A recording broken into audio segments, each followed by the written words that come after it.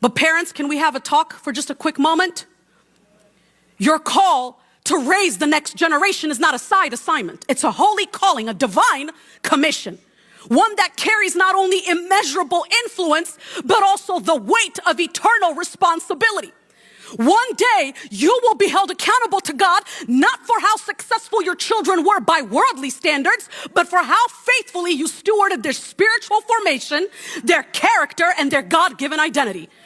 This means discipleship begins in your living room, not in the church sanctuary. This means that if you desire for your children to grow up in the way of the Lord, then you need to model what walking with the Lord looks like.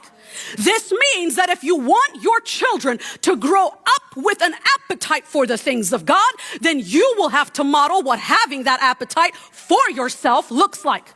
Charles Spurgeon once said this: train up a child in the way he should go, but be sure you go that way yourself. You can't desire something for your children that you are not willing to model and pursue in your own life. Your voice and the patterns of your life will shape their view of God long before any pastor does. You see, we as pastors, we will never have the primary influence in your child's life in the way that God has graced you to do. That's your calling.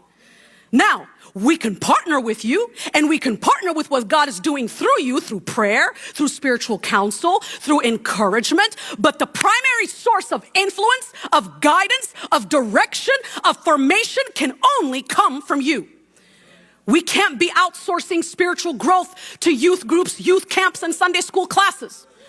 We must stop blaming culture and community for what we fail to confront in our own homes. Yes, the world is loud with a lot of nonsense, but that means the home must be louder with truth, with grace, with love, and holy conviction. Hear me out, parents.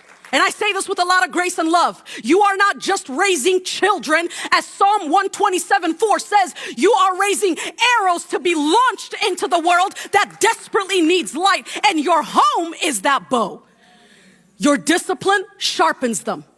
Your example molds them. Your words and your prayers builds them up. And ultimately, your example will plant seeds that will outlive you.